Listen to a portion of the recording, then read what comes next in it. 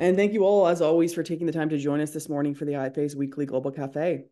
I have the distinct pleasure this morning of being your moderator and in being in conversation with Professor Vivian Lou.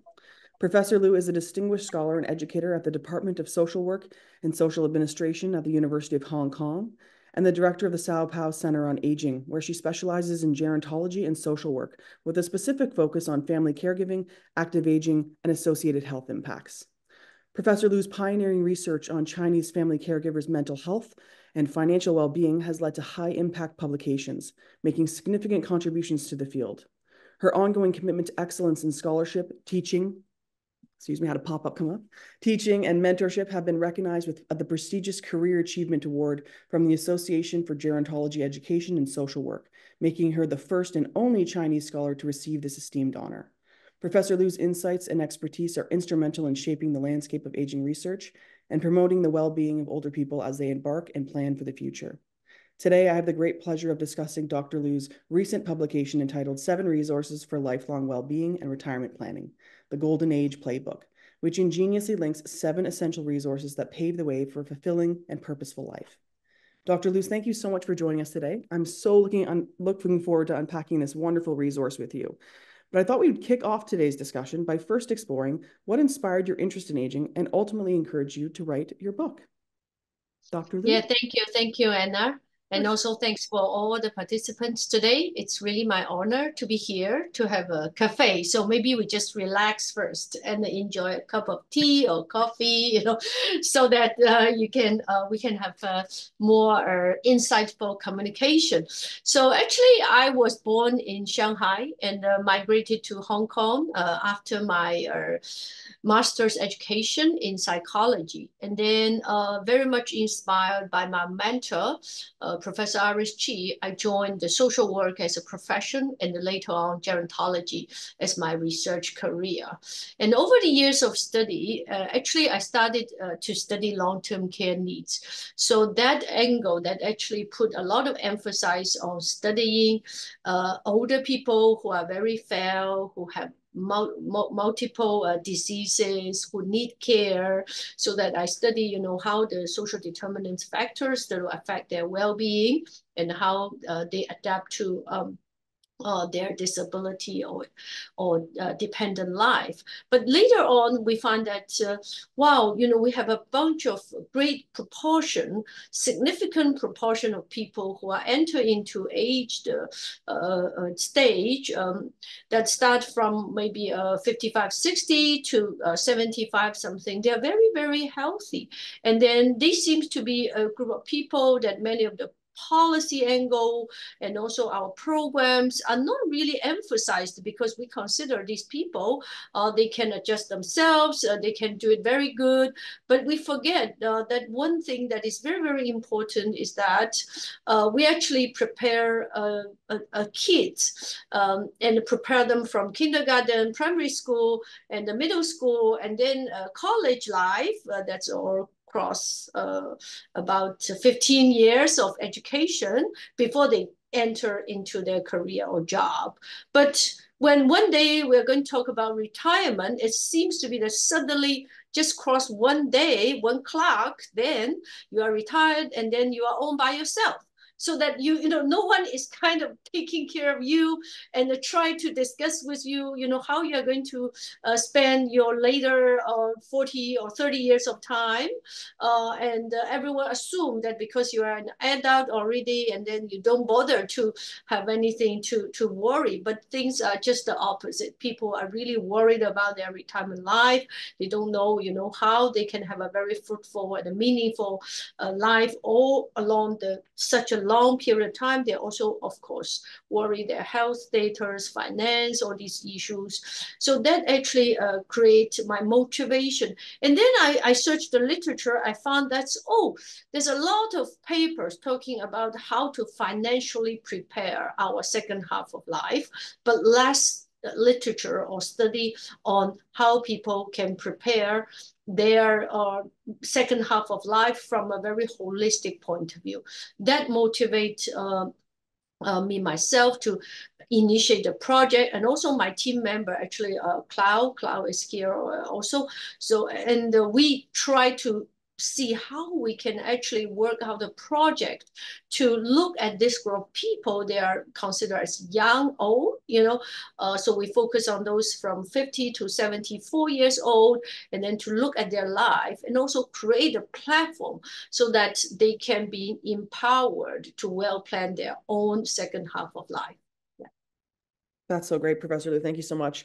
I'm curious to kind of dive a little deeper into some of the resources themselves. There's 7 resources. I think anybody who works in the field of aging thinks 7. It's, I think there's probably 1,000 things that factor into someone's experience of aging. So I'm curious to know how you narrowed it down to 7 and what those 7 are.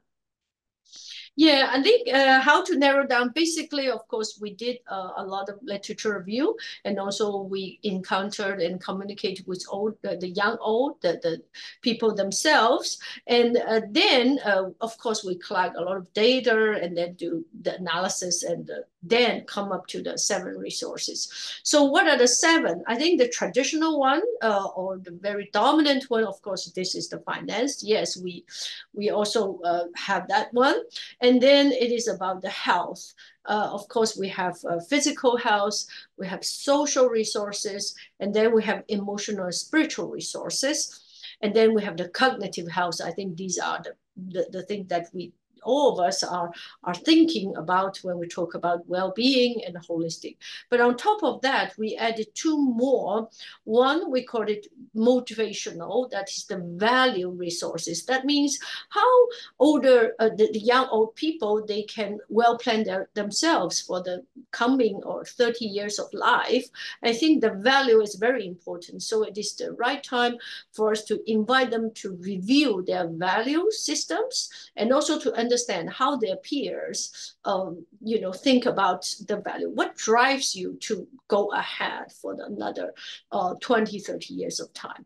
And next one is the talent resources, because we actually find because of these life history, a lot of young old people, they have already experienced or accumulated a lot of talents in their in their school age or in their career age. So we must help them to tap on that kind of resources so that they can bloom again, or to actually dig out their young kids' interest so that they can bloom in the second half of their life.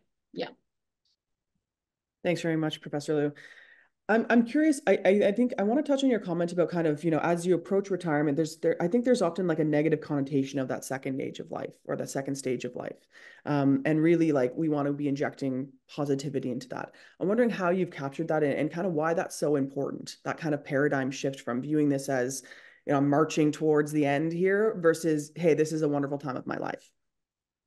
Yeah, I think this is exactly because previously I also run into older adults and find that the ageism or discrimination is a very serious issue. So in my other projects, I actually engage older adults, I mean the young old people, to tell us their stories and make videos and also to advocate their new life and their new image.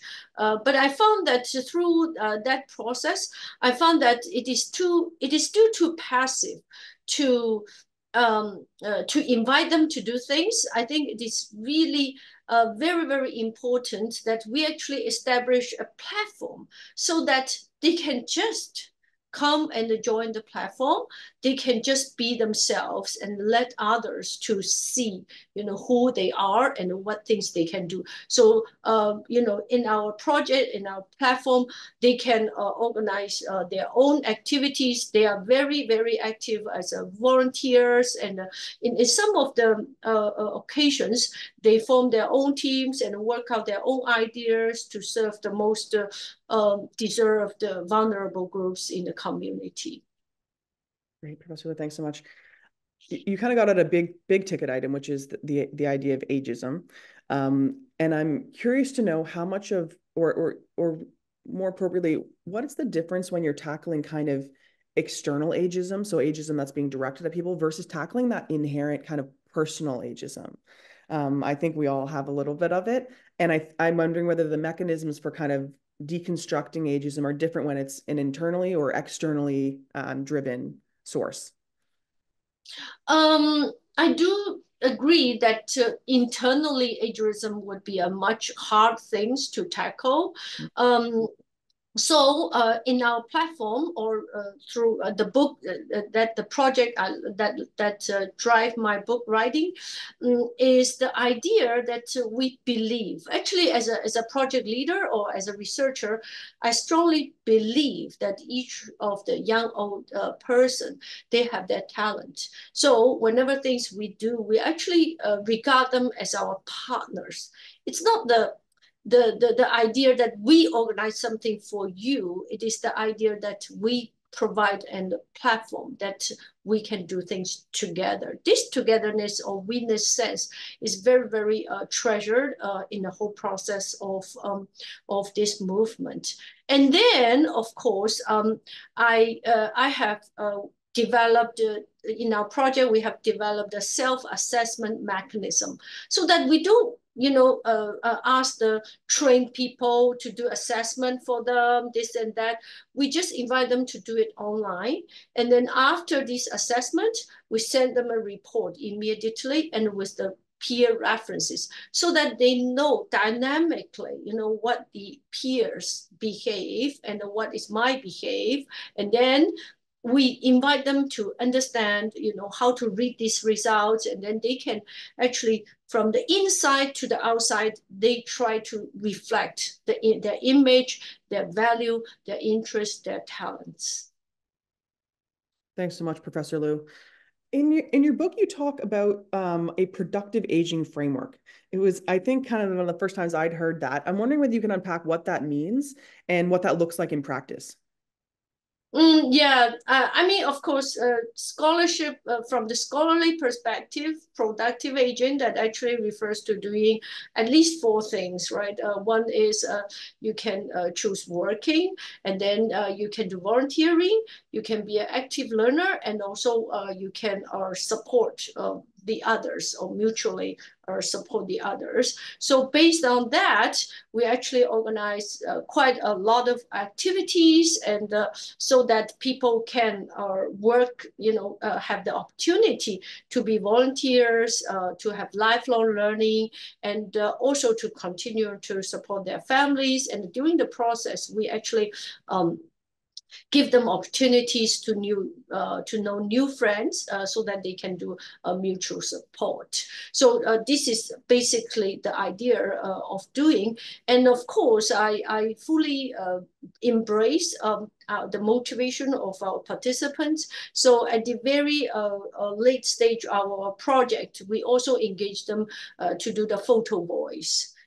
So I think to being productive not only means that you should actually do the understanding of what the traditional society wish you to do, but also you have to do things that maybe the modern society that emerged or evolved and a lot of people would like to do in the technology era. So we also invite them to do things that use technology so that they can actually, our photos are actually taken by the phones so that they can actually use this new technology to be an productive, active participant in the society. Thanks so much, Professor Lou. I've got two questions in the chat that are really mirroring each other, so I'm gonna ask them for you. Basically, at the root of it is, how does kind of your socioeconomic status affect this process, affect kind of this planning in the later stage of your life, and kind of how do other extraneous variables kind of factor into someone's experience in the aging process? Yeah, we do find based on our analysis, we do find that across the seven resources, we do find very significant differences between those who are low in education and high in education. I just use education as a proxy of these socioeconomic groups. So this is what I really wish to emphasize and also advocate. So maybe, in each of the context. For those who are in the low education, we must, empower them more. We must identify them and encourage them to participate more actively. So because we really find that, for example, in terms of the social network size, in terms of whether they have close friends to share their feelings, to talk about their private stuff, and then the low educated people, they are less likely to have this kind of social connections to do. So if we look at the self-rated health, again, we find that low education are very in high risk of, not taking fruits, and also maybe drink alcohol and smoke, and they have sleeping problems. These are all things that we consider that will block people or hinder people to really embrace their old age life. So at this moment, I would say, because education, if we look at education as a early life stage activity, we might think, wow, this is hopeless because we just cannot change. But if we look education as a lifelong process, maybe the UA3 or third age college would be a solution for us to really think, after their retirement age, or after they move into flexible hours of working, would it be possible for us to think about the lifelong learning opportunities, so that those who not have the chance to learn in their young age, they could have chance to learn in their old age. Absolutely, Dr. Lou. Thank you so much. Dovetailing off of that slightly, and kind of anticipation of the UN Commission on the Status of Women that will be coming up shortly, I'm wondering whether you've seen any gender differences in this experience as well. Yeah, we do find gender differences. I think the most significant one we found is about the mental or emotional resources one, because we know that actually women are more vulnerable to mental health issues, including the depression, anxiety, and the sleep quality issues. And in our study, we also find the same. So I think for women, it is extremely important, including me, myself, to be so aware or alert of our mental status, so that we can actually seek help at the very beginning when we really realize, oh, actually, I do have depressive symptoms, so that I do feel very anxious. I should seek help from that.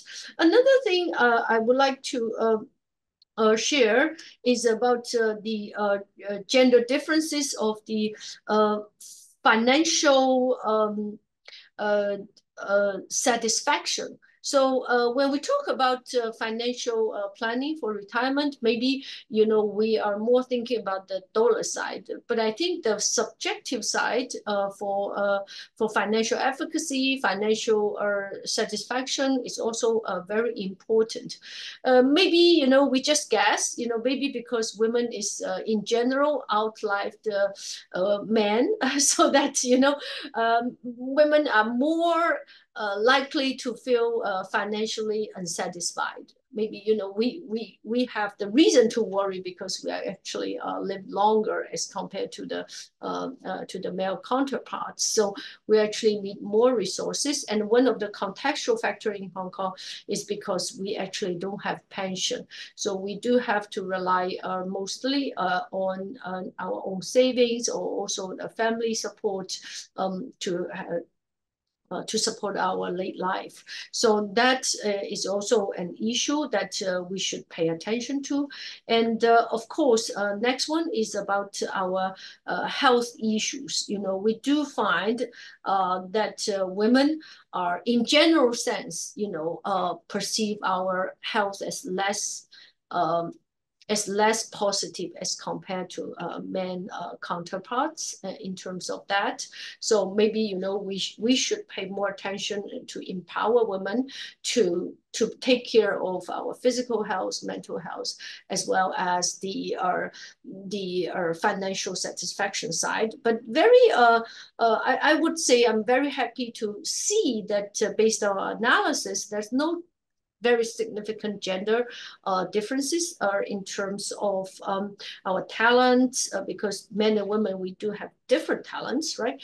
And then, of course, our values, men and women, we have different values. So these are the things that I really feel very positive. That's great, Professor Lou. Thank you so much. I'm curious to know, again, I think there's probably, capacities in both. Again, like you said, I think women potentially have, often like stronger social networks. But I'm wondering the financial aspect of it. Do you see a relationship between kind of that financial dissatisfaction and the amount of, typically, again, unpaid caregiving and things like that will often sit with women? Is there an association there as to kind of, the amount of, unpaid labor that women typically do in kind of the household and that idea of financial dissatisfaction? I do in our project. I didn't do that analysis, but my other project based on the unpaid caregivers at home, we do find that yes, caregivers are more likely to report that they have financial needs and they have financial strains because they have to pay extra to take care of their family members. And of course, we know that globally and also in Hong Kong, we have 70% of family caregivers are women. So in that sense, women are much more vulnerable in terms of that. Yes. Thanks very much, Professor Lou. I've got another question here from Shmuel, who's with us every week. And he's asking here what the role or what should the role of the state authorities be in defining an aging process? So what role does the state have in kind of promoting this idea as well and getting away from kind of that negative narrative? Yeah, I think the state or the government do have to do more in terms of that. But we are very fortunate that actually in Hong Kong, we do have the policy angle that is called active aging. And under that angle, that branch, we do have the Elderly Academy Active Aging Award every year. And also in a higher level, we have the inclusion society movement, so that we are actually promote the social inclusion and also the participation of each of the citizens. And also for our older adults, we have the Elderly Academy that promote lifelong learning.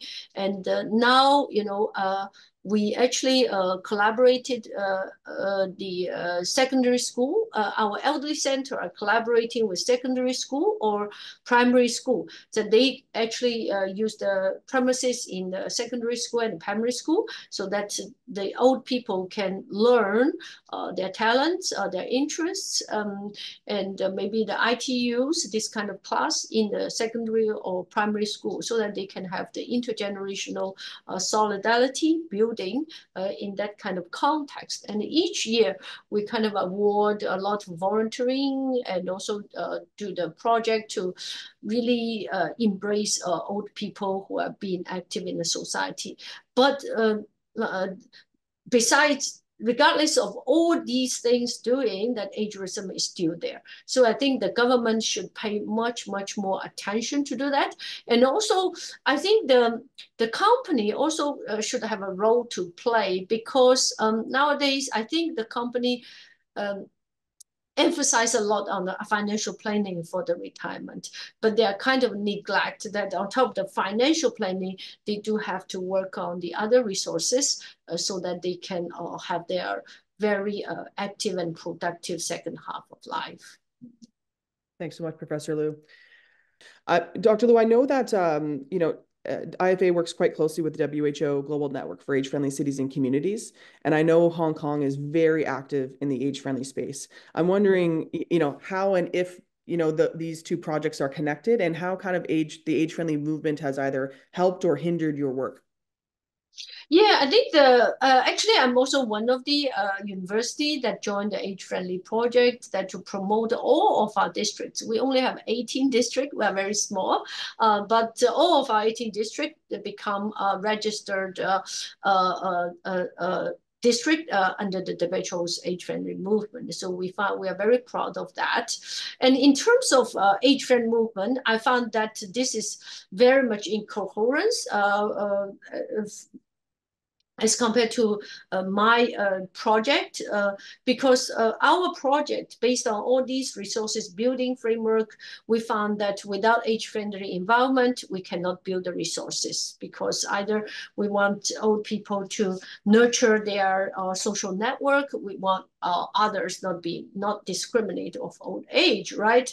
And also we want them to explore their spiritual growth, meaning of life. We really have to open opportunities for old age to explore their own meaning, and also to try out and to find out eventually. So these are all very coherently in line with each other. But I would say, because what I am working on, this framework, is basically much more, I would say, psychosocial directed.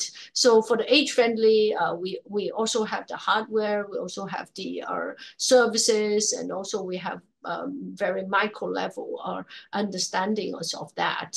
But we are actually very much treasure the age-friendly movement, so that our young old people, they can have such a very nurturing or supportive environment to choose or plan their second half of life. Thanks, Professor Lou. I have a follow-up question, but I see Indu with her hand up, so I'm going to ask Indu. Indu, are you able to unmute now? Yes, I am able to. Dr. Lou, my question is the cultural impact on women and aging preparation. In many cultures, it's not considered that women have individually have to plan their own the last years, you can say, getting into and either they are dependent, it is that their children will take care of this, or they need to be at home. How do you get over these cultural biases?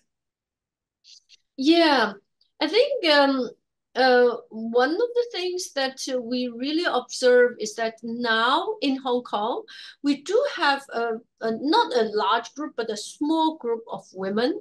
They are single, they're single not because they are divorced or they lost their husband or whatever other incidents. They single, it is because they choose to be single and then keep single till their 50s, in their 50s and the 70s and even 80s. So we do have a small group of people, they keep single. So actually in my project period, I started to engage a group of people, women. I think all of them are women. Yes, they are single, and then we have a few gatherings and discuss and explore their views in terms of, because from our cultural perspective, having children is kind of expected, and it's kind of regarded as more normal as compared to those adults who don't have children.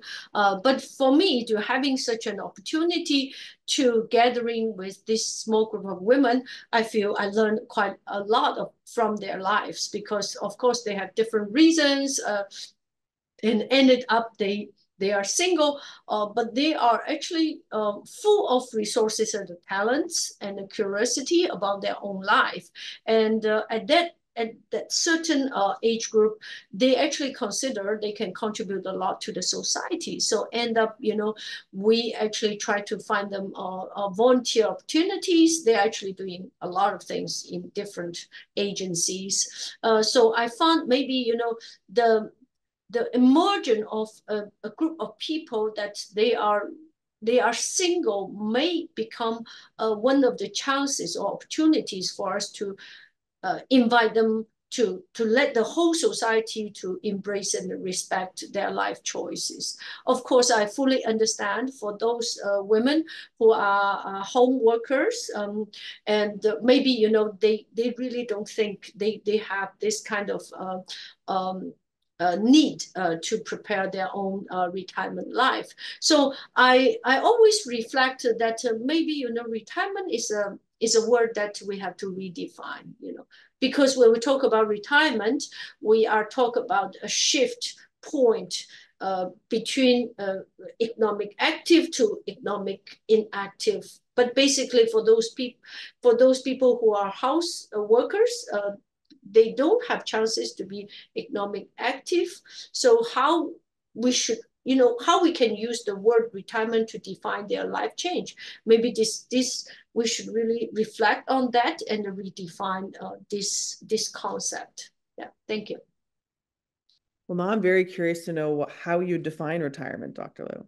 So I think if we're looking to redefine, what do you think are kind of important in informing a a redefinition of that word? Or is that word even viable? Do we need another word?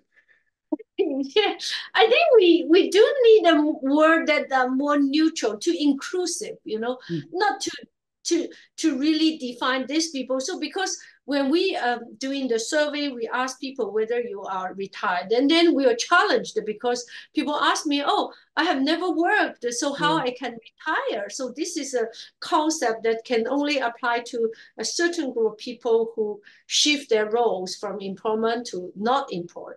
But for those who are continuously not economically active, how we can give them a word so that they are much more comfortable to describe that kind of life stage. I think that is our challenge.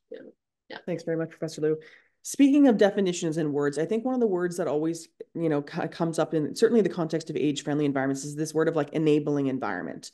Now you talked about some of the differences in focus of your work and kind of the age-friendly movement in Hong Kong. I'm wondering kind of, what it means from your perspective to have an enabling environment and what encompasses an enabling environment. I would say, our project aims to create an enabling environment because we are kind of thinking about, how to define our mission. Because at the very beginning, we think, oh, maybe happiness is one of it. But we said, hey, we have to pause. If we, enable happiness, it seems to be a short-sighted, So then later on, we find the word eudaimonia. That means happy, but not exactly happy, And then the second word we consider the enabling power is the relational goods. So we are not promoting that you do good for your own self. We are promoting that you do good for yourself, for your family, and for others at the same time. And the third one is that we call it a synergetic ecosystem. That means we are not saying that, okay, hi, I'm doing this project, you just come to me. I said, okay, if you have other things to do, it's fine. It is perfectly fine. So we actually engage or enable all these participants to do various things in different places. If you work, it is good. If you're doing volunteer, it is good. If you're a caregiver, it is also good. Last but not least, but then we actually try to say that making social impacts are kind of enabling as well. So we want them to create a new movement in terms of that, and then they can actually impact on more people to join us so that we become a kind of more enabling platform. Thanks so much, Professor Lou. So I know we've touched on a bit of gender, we've touched on a bit of kind of socioeconomic status. I'm curious to know, you mentioned kind of earlier that as part of health, cognitive health is an aspect of that. What does this look like for people that are maybe dealing with some cognitive decline or dementia? How do we make sure that we create enabling environments and create kind of optimism in that second stage of life when you're dealing with kind of cognitive decline in those conditions? Yeah, I think still, I would say in terms of dementia, we have a lot of things. It's a long way for us to study. Up to now, we know that we have 12 risk factors. That some of them can be identified as earlier as early age, and some are in the middle age. So I think this kind of health literacy, in particular dementia literacy, is very important. So it is really hopefully that each of ours, when we move into certain mid-age or young old age, we have to know, all these health literacy, including the brain health literacy and the dementia health literacy. So if we know, and then we're going to be motivated to take care of self way in advance. For example, the hearing loss issues, right? So if we know that hearing loss at middle age is very important, so for those who are started to aware, actually I aware a lot, because it seems that when I'm in a Zoom, I intended to do this, so I actually checked my healing competence in terms of that to see, oh, actually I'm in a marginal borderline in terms of one of my ear. So I noticed that, and then I know, okay, so if this is important, maybe, but all these depends on the literacy. If I don't know, I would say, okay, it is fine, and then I just forget about it. So I think the literacy part is extremely important. And of course, we know that according to the 12 risk factors, social isolation is another one. And then in terms of this aspect, we found actually the low educated men are much more vulnerable in terms of second half life well-being, according to our study. So if we know that, maybe our policy, our programs, our intervention should target those who are low educated and also men. So this is something we can also learn from the literature. But of course, only a lot of other things. Oh, another one is exercises. We know that it is definitely very good to our second half of life. But I also observe that we might not have the, maybe I should call it exercise literacy, because actually we have to do 3 types of exercises, and some people, they are very fond of one sport. And then they consider, if I continue to do one sport, I will be very fine, very good, in health. But this is exactly not the case. We have to do 3 types of exercises and make sure that we do it properly. Otherwise, it is very easier for older adults to get hurt in sports. So I observe a lot of cases when I do projects, and also encounter with older adults there. Yeah. Thanks very much, Dr. Lee. You talked again, when we spoke last time, you talked a little bit about kind of, the fact that as part of this process for the book, there was a number of kind of comprehensive reports that were given to participants. I'm wondering if you could talk a little bit what those reports looked like, and kind of what some of the, the glaring findings from your perspective were. Yeah, the report is very individualized, a tailor-made report. That report actually contains 2 parts. And one part is your own, for each of the participants, they have their own unique report. That is that participant's condition. For example, your values, your depressive symptoms, your self-rated health, your social network size, and this and that. But on top of that, we have the peers performance. That means at the peak time, I think we have over 3,000 participants in our platform. And then you will see how these 3,000 people, they perform in terms of their social network, their how many close friends they have, their self-rated health, their depressive symptoms, this and that. So that it becomes, when you do it online, it becomes very dynamic, and then you can pick up the reference group, either from the gender perspective or from the age group perspective. That actually become very powerful, because I don't want to say that we are doing this for the older adults, because they are actually doing it for themselves. So when they join it, they join the reference group, but at the same time, they also help themselves to identify their unique characteristics. That's great, Professor Lou. It's a really different model in a way to have kind of that personalized experience within research. I'm wondering if that impacted kind of where people went from there, like whether that kind of investment in the research itself and being able to actually identify yourself personally had an impact on how people kind of uptake the information afterwards. Have you seen kind of Have you seen kind of a positive effect of having kind of that real co-development and co-design of some of that research? Yeah, we do find the impact in terms of that, because we actually engage our participants and continuously change. Eventually, we design this framework to do, and at the same time, we actually observe impact on these three areas in terms of social determinants of well-being.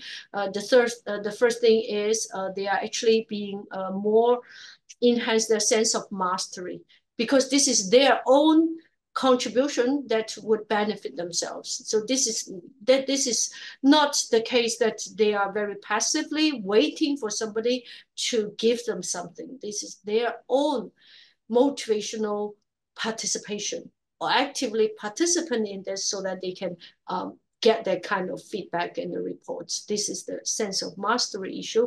And then is another thing is the sense of connectedness, because that report actually let them feel that I'm connected with the group of people that with the same age of me, or same gender of me, and also same age. So this actually build up the connectedness of this young old group, and then let them feel that I'm being really a sense of belongings to this kind of group. Oh, I'm not the bad guy.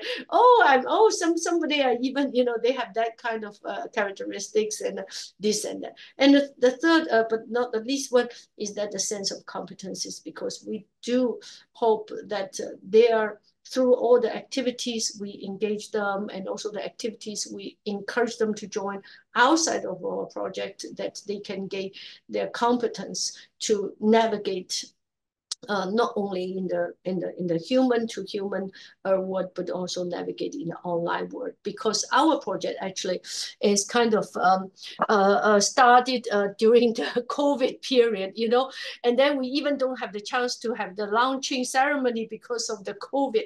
And then we think, okay, we just wait for a while, and then after the COVID, we can resume. But after 4 months, we found, wow, there's no way that we can wait. So then we started to do all the Zoom, this Zoom workshop, Zoom activities, or Zoom, all these Zoom things. And then at the very beginning, the participants are also very chaotic. We have a hotline for them to call us, like this Zoom. We must have a hotline, we have to say, okay, if you have any problems, you just call this number, and then we solve the problem for you. Then we create a kind of a guideline for them to work on how to turn on the microphone and also the video on Zoom. This actually create a lot of empowering capacity for us. And then later on, our participants, they just call us saying that, hey, can you teach me how to use this so that I can participate the activities?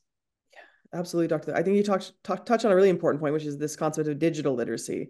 And that's, I think, becoming increasingly important, especially within certain sectors. I mean, even the financial sector now, it's trying to get a hold of somebody at a bank. It's like impossible.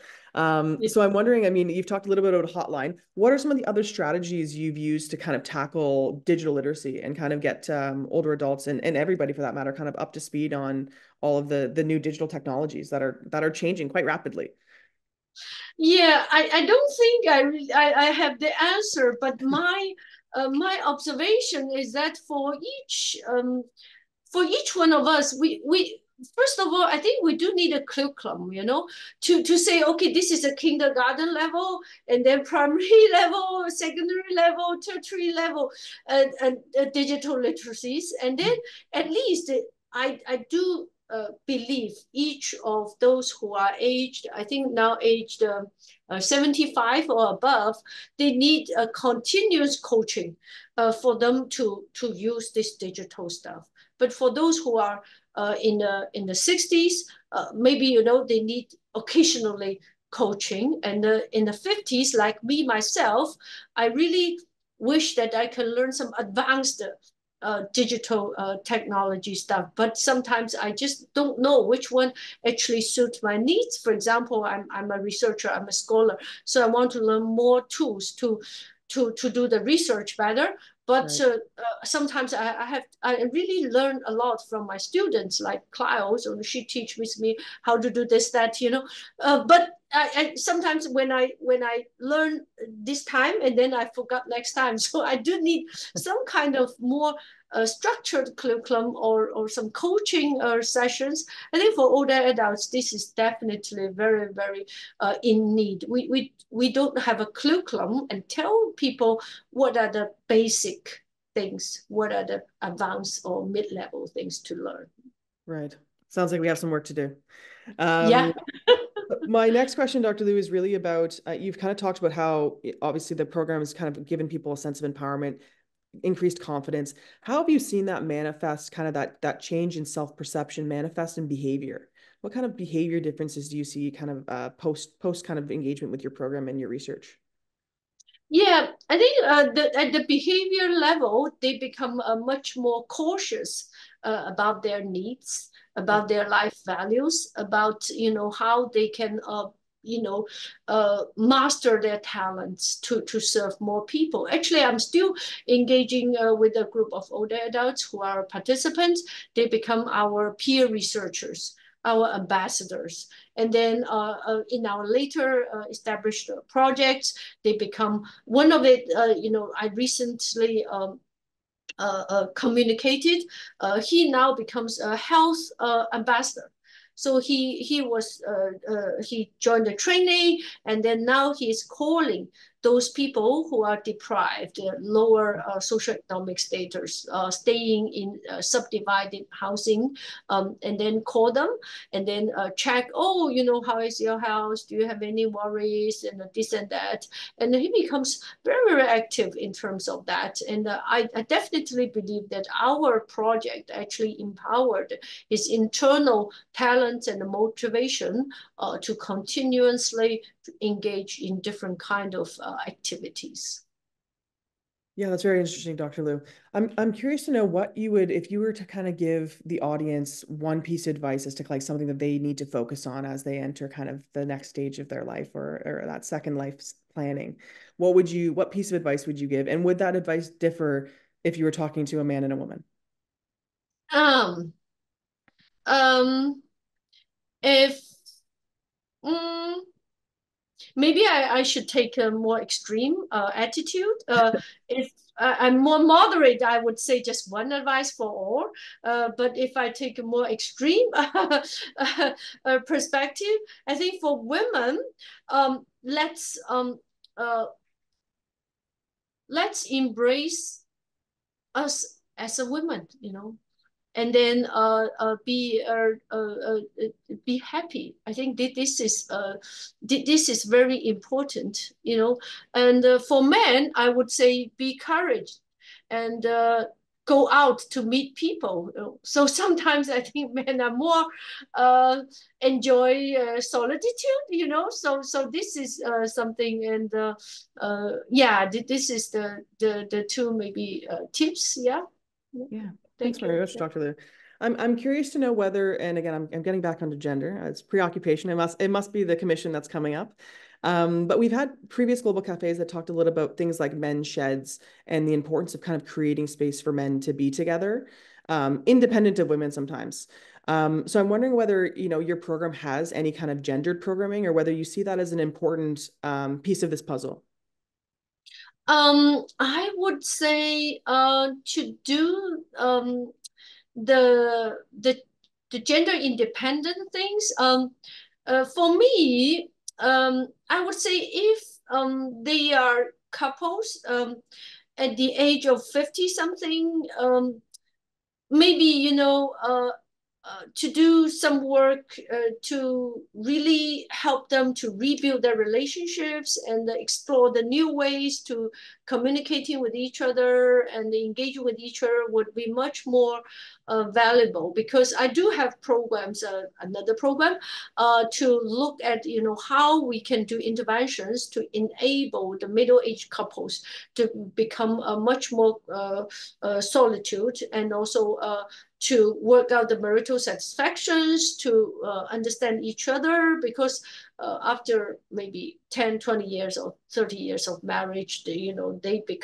take for granted. This is not a very good attitude to keep in a relationship. So this is one thing.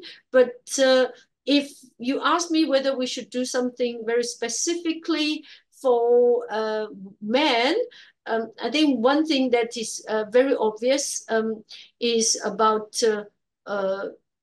encourage them to join activities, come out and meet people. We do ask women to invite their husband, and sometimes they do come. That's great, Professor Lou. Thanks so much. I've got a great question here from my colleague Kara, who's talking a little bit about this concept of ambassadors. Kara, do you want to ask your question? Yeah, for sure. Thanks, Anna. And thank you for such a lovely conversation today. So I really was intrigued by this concept of ambassadors and ownership amongst participants within your research project. Do you have any recommendations on kind of how such a dynamic could be replicated in other settings? Yeah, we do have quite a lot of trials, happening in Hong Kong. One thing that we do trial is to enable them to become, navigator hub. For example, we have some old buildings, or not very old building. I mean, the buildings that there are a lot of old people living in that building, so they can become the ambassador for that building, so that they can actually have a list of people they are living alone, so that they would actually do some navigation, so that if those who are living alone or the adults, they are not coming out from their apartment for 1 day or 2 days, they will know it. They will call the social work. I mean, at the community level or neighborhood level, they are really very important. This is called, we call the neighborhood navigator. And then another example is that we are now just started a new project to see whether we can actually train a group of young old people who can go to do the home respite. That means we know that we have couples taking care of each other. Both of them, maybe one suffer from dementia, another one suffer from stroke or cancer. They are actually linked together. They're so enmeshed so that no one can leave each other. But this will create a lot of problems for their own life and their well-being. So that we hope that after we train people to visit their household, so that the one spouse can actually have some rest. We call respite opportunities to create that kind of opportunities. So I think this is the 2 examples. I think there's a lot of other examples that we can actually transfer this kind of setting or training or empowerment process. They can actually create a lot of relational goods and also social goods. Thanks, Professor Lou. Thanks, Kara, for your question. Thank you. I think we have probably time for one more before I kind of come to you for some final remarks, Professor Lou. So I have a question here from Vincent around the role of financial education and empowerment. Vincent, would you like to ask your question? It seems that elderlies or retirees in different places around the globe have to manage their finances very carefully, and to live a good living. Seems that financial education can help them, I suppose. But how can it be effectively dissipated to those who need it? We do have a series of workshops on financial education, and we actually collaborated with an agency called IFEC. They are semi-government agencies in Hong Kong, and they have very good materials, very good teachers, very good tutors. And then we actually collaborate with them and purposefully designed a series of workshops that targeting the young old people, and some are more essential or basic, and some more sophisticated, because in Hong Kong we do have old people or young old people. They are very confident in their financial investment behavior, because they want to do all these investment by their own. They do a lot of decisions in terms of that. So we actually make it very specific in terms of explaining some basic things, mid-level things, and also advanced concept. And recently, actually, our government paid quite a lot of attention in terms of this financial education, because I'm one of the advisor for the Elderly Academy, and our government is working very hard to establish a standardized curriculum on financial planning for old age or second half of the life. And they are now working with the IFA, the agency I mentioned, together, so that we will work out some standardized curriculum, and also to make it more scale up to cover more older adults. And I hope and I believe this would be a very important step that our government committed to empower our older adults to have second half of life well-being. Yeah, thank you. Thank you so much, Professor Lou, and thank you, Vincent, for your question. Professor Lou, I'm going to give you a moment to gather your thoughts and before leaving us with one glowing comment as we end out today. But in the meantime, I'm going to have Bernice share our speaker for next week, who is Dr. Aaron Guest, and he'll be speaking on engaging the age-friendly university global network. So make sure you catch up with us next Friday. We look forward to having you all. But in the meantime, I come back to Dr. Lou for some closing remarks. Dr. Lou, what would you like to leave us with today? I think if for one moment, I will call for action, So no matter how old are you, I will call for action to start planning, and also to embrace every day, so that to ensure that all of us, not only me and you, but all of us around us, we can embrace our second half of life. Thank you. Yeah. Fantastic. Thank you so much for joining us, Dr. Lou. And thank you, as always, to our lovely Global Cafe audience. It's a pleasure. And we look forward to seeing you next Friday. Thanks so much, everybody. Have a great day. Thank you. Bye-bye. Bye-bye.